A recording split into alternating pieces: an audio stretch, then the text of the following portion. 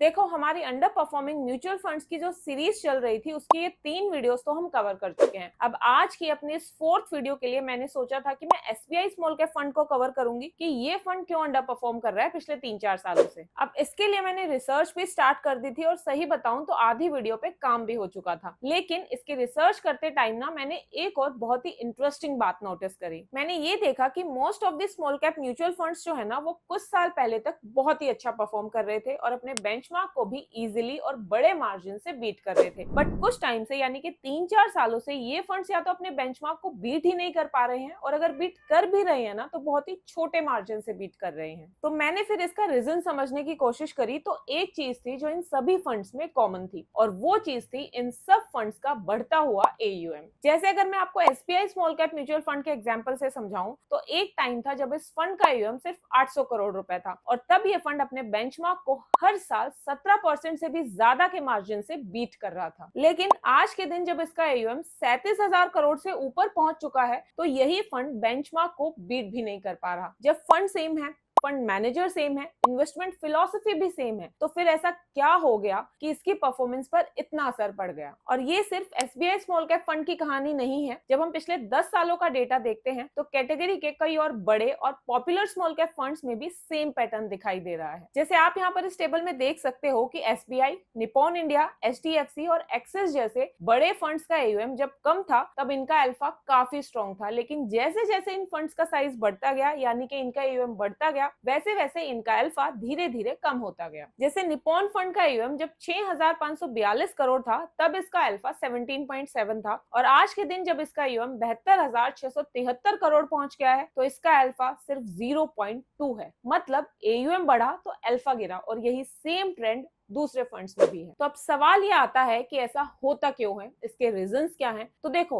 इसके ना mainly 2 reason. पहला रीजन है लिक्विडिटी ट्रैप। देखो, लिक्विडिटी का सिंपल सा मतलब है कि अगर आप किसी स्टॉक को बेचना चाहते हो तो कितनी आसानी से आप उसे बेच सकते हो और ये चीज सेबी के स्ट्रेस टेस्ट से बिल्कुल क्लियर हो जाती है। देखो क्या होता है ना कि म्यूचुअल फंड्स को ये डिस्क्लोज करना कंपल्सरी होता है कि अगर मार्केट में पैनिक आ जाए और फंड मैनेजर को पोर्टफोलियो बेचना पड़े तो उसे अपनी होल्डिंग्स को बेचने में कितना टाइम लगेगा। तो अगर मैं आपको एमफी का लेटेस्ट अप्रैल मंथ का डेटा दिखाऊं तो एसबीआई स्मॉल कैप फंड को अपना 50% पोर्टफोलियो बेचने में लगभग 65 दिन लगेंगे, डीएसपी को 52 दिन और एचडीएफसी को 51 दिन। दूसरी तरफ जो आईटीआई स्मॉल कैप फंड जैसे छोटे फंड्स है ना उनको सिर्फ 1 दिन लगेगा। अब ऐसा क्यों है, इतनी वेरिएशन क्यों है डेटा में? तो इस बात को मैं प्रैक्टिकली समझाती हूँ एग्जाम्पल से। मान लो आप एक पतली सी गली में बाइक चला रहे हो, तो उस गली में आप बाइक को तेज भी चला सकते हो, इजिली ब्रेक भी लगा सकते हो और अगर टर्न लेना हो तो भी इजिली टर्न ले सकते हो। लेकिन उसी गली में अगर आप एक बहुत बड़ा ट्रक चला रहे हो तो वही काम करना आपके लिए मुश्किल होगा। ट्रक को टर्न करने, स्पीड कम करने और रुकने के लिए ज्यादा जगह और ज्यादा वक्त चाहिए होता है और बिल्कुल यही चीज म्यूचुअल फंड्स के साथ भी हो रही है। जब म्यूचुअल फंड का साइज छोटा होता है तो मार्केट में आसानी से एंट्री और एग्जिट कर सकता है, लेकिन जब उस फंड का साइज बहुत बड़ा हो जाता है तो उसके हर बाय और सेल ऑर्डर का मार्केट पर इम्पैक्ट पड़ता है और मार्केट क्रैश के टाइम ये प्रॉब्लम और भी ज्यादा सीरियस हो जाती है। इसलिए बड़े फंड्स को लिक्विडेट करने में टाइम लगता है। अब इससे होता यह है कि फंड मैनेजर को अपना पैसा बहुत सारे स्टॉक्स में स्प्रेड करना पड़ता है, जिससे कई बार पोर्टफोलियो ओवर डाइवर्सिफाइड हो जाता है, जिससे कि रिटर्न्स भी अफेक्ट होते हैं।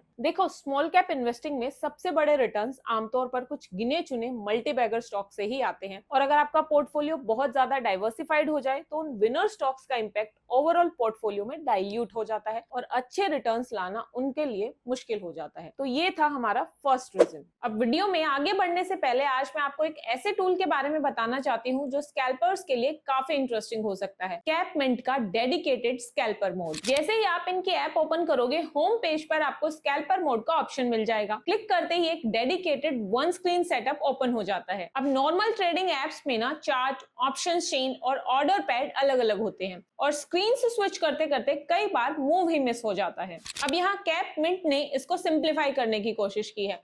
टॉप पर आपको call option chart with spot price overlay मिलता है और नीचे put option chart with spot price overlay. साथ ही क्वांटिटी सिलेक्ट करके डायरेक्टली ट्रेड एग्जीक्यूट कर सकते हो बिना बार बार स्क्रीन को स्विच किए। एक और फीचर है ऑटो स्टॉप लॉस और टेक प्रॉफिट। यहाँ आप अपने हिसाब से परसेंटेज सेट कर सकते हो और वो ऑटोमेटिकली हर ट्रेड पर अप्लाई हो जाता है, जिससे एग्जीक्यूशन फास्ट होता है। और इनका एक और इंटरेस्टिंग फीचर है रिवर्स मोड। अगर मार्केट एंट्री के बाद रिवर्स हो जाए तो मैन्युअली एग्जिट करके नए ट्रेड लेने की जगह एक टैप में पोजीशन रिवर्स करने का ऑप्शन भी मिलता है, सेम स्ट्राइक, सेम एक्सपायरी और सेम लोड के साथ। इसके अलावा अगर आप डेस्कटॉप पे ट्रेड करते हो तो स्कैल्पर वेब पे इंडेक्स, कॉल और पुट के ट्रेडिंग व्यू चार्ट्स एक ही वर्कस्पेस पे मिल जाते हैं, सेम स्पीड, बिगर स्क्रीन। अभी फर्स्ट 30 डेज के लिए जीरो ब्रोकरेज है, टर्म्स एंड कंडीशंस अप्लाई। इसके अलावा पर ऑर्डर फ्लैट 15 रुपीज ब्रोकरेज है और रेफरल पे उसका 50% आपको वापस मिल जाएगा।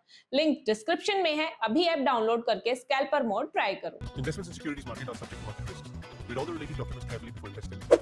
अब वापस आते हैं अपनी वीडियो पर और वो दूसरा रीजन समझते हैं जिसकी वजह से AUM बढ़ने के बाद कुछ फंड्स के रिटर्न्स गिरने लगते हैं। तो दूसरा रीजन है limited small cap universe of Indian stock market. देखो, थियोरेटिकली तो ना इंडिया में 1000 से भी ज्यादा लिस्टेड स्मॉल कैप कंपनीज हैं, लेकिन प्रैक्टिकली हर कंपनी इन्वेस्ट करने के लायक नहीं होती। कई कंपनीज में गवर्नेंस इश्यूज होते हैं, कईयों की बिजनेस क्वालिटी वीक होती है और कई स्टॉक्स में लिक्विडिटी इतनी कम होती है कि बड़े म्यूचुअल फंड्स उन्हें टच भी नहीं करते। इसके अलावा कुछ कंपनीज ऐसी भी होती हैं जिन्हें ना चाहते हुए भी म्यूचुअल फंड्स को इग्नोर करना पड़ता है। ये चीज समझाती हूँ कैसे। मान लो एक स्मॉल कैप कंपनी का मार्केट कैप 500 करोड़ है और एक म्यूचुअल फंड है जिसका AUM 40,000 करोड़ है। अब अगर इसका फंड मैनेजर इस कंपनी में सिर्फ 1% एलोकेशन भी लेना चाहे ना तो उसे लगभग 400 करोड़ इन्वेस्ट करने पड़ेंगे। अब आप खुद सोचो, 500 करोड़ की कंपनी में 400 करोड़ की पोजीशन लेना कितना प्रैक्टिकल होगा। मतलब फंड एक तरह से पूरी कंपनी को ही खरीद रहा है और कल को अगर फंड मैनेजर को अपनी पोजीशन बेचनी पड़ जाए तो इतने सारे शेयर्स के लिए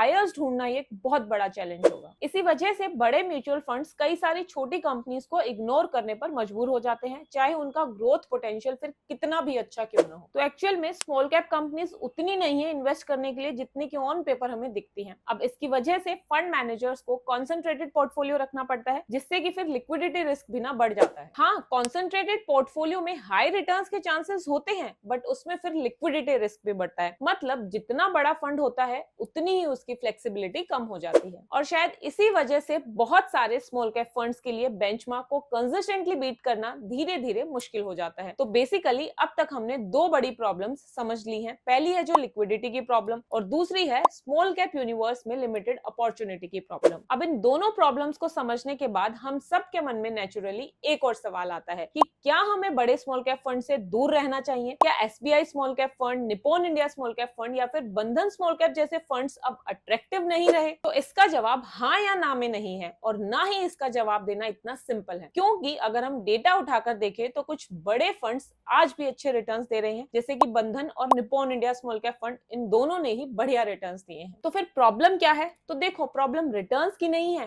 प्रॉब्लम है एक्सपेक्टेशंस की। मैक्सिमम लोग ये सोचकर इन्वेस्ट करते हैं कि जिस फंड ने पिछले 5 या 10 सालों में बेंचमार्क को 8%, 10% या फिर 12% से आउट परफॉर्म किया है, वो फ्यूचर में भी ऐसे ही आउट परफॉर्म करता रहेगा। लेकिन जैसे जैसे फंड का साइज बढ़ता है वैसे वैसे बेंचमार्क को इतने बड़े मार्जिन से बीट करना मुश्किल हो जाता है। इसका मतलब ये है कि फंड अब भी पैसा तो बना सकता है, लेकिन जो एक्स्ट्रा ऑर्डिनरी अल्फा उसने अपने छोटे दिनों में जनरेट किया था उसे रिपीट करना हर साल अब उसके लिए और मुश्किल हो जाता है। अब मैं यहाँ पर ये बिल्कुल नहीं बोल रही हूँ कि बड़ा AUM वाला फंड अगर अंडर परफॉर्म कर रहा है तो उसके साइज की वजह से ही है, नहीं, और भी काफी सारे फैक्टर्स होते हैं, जैसे कि वैल्यूएशंस का हाई होना, वोलेटिलिटी का बढ़ना। पर हाँ, फंड का साइज भी एक बहुत बड़ा फैक्टर है जिसे हम इग्नोर नहीं कर सकते। तो अब एज एन इन्वेस्टर हमें क्या करना चाहिए? क्या हमें बड़े स्मॉल कैप फंड से एग्जिट कर लेना चाहिए और सिर्फ छोटे AUM वाले फंड से खरीदने चाहिए? बिल्कुल नहीं। किसी भी फंड को खरीदने से पहले आपको ये 3 चीजें चेक करनी है। ये 3 चीजें आपको बहुत कुछ बता देंगी कि फंड अपने बड़े साइज को एफिशिएंटली हैंडल कर पा रहा है या धीरे धीरे अपनी एज लूज कर रहा है। तो पहली चीज जो आपको चेक करनी है वो है स्मॉल कैप एलोकेशन ट्रेंड। आपके पास जो भी फंड है उसकी लेटेस्ट फैक्ट शीट निकालो और देखो कि पिछले 1-2 साल में स्मॉल कैप एलोकेशन बढ़ रहा है या घट रहा है। अगर तो स्मॉल कैप एलोकेशन लगातार कम हो रहा है और लार्ज या मिड कैप एलोकेशन बढ़ रहा है तो अपने आप से एक सवाल जरूर पूछो कि अगर मुझे लार्ज कैप एक्सपोजर ही लेना होता तो मैं सीधा लार्ज कैप या फ्लेक्सी कैप फंड में इन्वेस्ट कर लेता। अगर स्मॉल कैप फंड में इन्वेस्ट किया है तो एक मीनिंगफुल स्मॉल कैप एक्सपोजर भी तो मिलना चाहिए ना। इसलिए पहली चीज जो चेक करनी है वो है स्मॉल कैप फंड में स्मॉल कैप एलोकेशन ट्रेंड। दूसरी चीज जो आपको देखनी है वो है फंड का स्ट्रेस टेस्ट रिपोर्ट। देखो, रिटर्न, रिस्कोमीटर और एक्सपेंस रेशियो तो सब देखते हैं, लेकिन ये बहुत कम लोग देखते हैं कि अगर मार्केट में पैनिक आ गया तो फंड मैनेजर पोर्टफोलियो से कितने जल्दी बाहर निकल सकता है। जितने ज्यादा दिन फंड को अपना पोर्टफोलियो लिक्विडेट करने में लगेंगे, उतना ही ज्यादा लिक्विडिटी रिस्क फंड के अंदर है। इसलिए किसी भी स्मॉल कैप फंड में इन्वेस्ट करने से पहले उसका लेटेस्ट स्ट्रेस टेस्ट रिपोर्ट एक बार जरूर देख लेना। ये एमफी की वेबसाइट पर आसानी से मिल जाएगा, या फिर आप गूगल पे सर्च करोगे ना तो वहां भी आपको मिल जाएगा। और अब आते हैं तीसरी और शायद सबसे इंपॉर्टेंट चीज पर, जो कि है अल्फा। देखो, मुझे लगता है कि हमारी सबसे बड़ी गलती ये होती है कि हम सिर्फ रिटर्न्स को देखते हैं। जैसे मान लो एक फंड ने पिछले 3 सालों में 22% CAGR दिया। अब सुनने में ये चीज बहुत अच्छी लग रही है, लेकिन अगर उसी पीरियड में बेंचमार्क ने 24% CAGR दिया है तो क्या एक्चुअल में उस फंड ने अच्छा परफॉर्म किया? जवाब है नहीं। इसलिए रिटर्न से ज्यादा इंपॉर्टेंट है अल्फा। अल्फा हमें बताता है कि फंड मैनेजर बेंचमार्क के कंपैरिजन में कितने एक्स्ट्रा रिटर्न्स जनरेट कर पा रहा है। और ये चीज स्पेशली स्मॉल कैप कैटेगरी में और भी इंपॉर्टेंट हो जाती है, क्योंकि स्मॉल कैप कैटेगरी में आप थोड़ा एक्स्ट्रा रिस्क ले रहे होते हो, और जब आप एक्स्ट्रा रिस्क ले रहे हो तो नेचुरली आप एक्सपेक्ट करते हो कि उस एक्स्ट्रा रिस्क के बदले में आपको रिवॉर्ड भी अच्छा मिले, यानी कि आपको रिटर्न्स भी अच्छे मिले। तो अगर फंड लगातार बेंचमार्क से पीछे चल रहा है या उसका अल्फा धीरे धीरे कम हो रहा है, तो एक सिग्नल हो सकता है कि फंड अपनी एज लूज कर रहा है। इसलिए मैं पर्सनली किसी भी स्मॉल कैप फंड का ये 3 ईयर अल्फा देखना पसंद करती हूँ। अब अगर मैं आज के अपने इस वीडियो को कंक्लूड करूँ तो कुल मिलाकर इतनी सी बात है कि जब फंड छोटा होता है तो उसके पास फ्लेक्सिबिलिटी होती है और वो रिलेटिवली ज्यादा आसानी से एंट्री और एग्जिट कर सकता है। लेकिन जैसे जैसे फंड का साइज बढ़ता है वैसे वैसे उसकी फ्लेक्सिबिलिटी भी कम होती जाती है, और इसी वजह से कई बार फंड के बेस्ट अल्फा जनरेटिंग उसके इनिशियल ईयर्स में ही देखने को मिलते हैं। इसलिए अगली बार जब भी आप किसी स्मॉल कैप फंड को इवेल्युएट करो तो सिर्फ उसके पास्ट रिटर्न्स मत देखो, ये भी देखो कि उसका AUM कितना बड़ा हो चुका है, उसका लिक्विडिटी प्रोफाइल कैसा है, और क्या वो अब भी अपने बेंचमार्क से ज्यादा रिटर्न्स यानी कि अपने बेंचमार्क के ऊपर अल्फा जनरेट कर पा रहा है या नहीं। तो ये थी मेरी आज की वीडियो, जिसमें मैंने स्मॉल कैप फंड्स की रिसेंट अंडर परफॉर्मेंस के बारे में बिल्कुल डिटेल में डिस्कस किया। अब आपके पास जो भी स्मॉल कैप फंड आपके पोर्टफोलियो में है, आप बताए हुए इन 3 पॉइंट्स के अकॉर्डिंग अपने फंड को इवेल्युएट कर सकते हो कि आपका फंड अंडर परफॉर्म कर रहा है या नहीं, और एक स्मार्ट इन्वेस्टमेंट डिसीजन ले सकते हो। आपको ये वीडियो कैसी लगी मुझे कमेंट्स में जरूर बताना, और स्टिल अगर आपको आपके स्मॉल कैप फंड से रिलेटेड कोई भी डाउट हो तो आप मुझसे कमेंट्स में पूछ सकते हो। Thank you so much for watching. See you guys in next video. Till then, happy investing.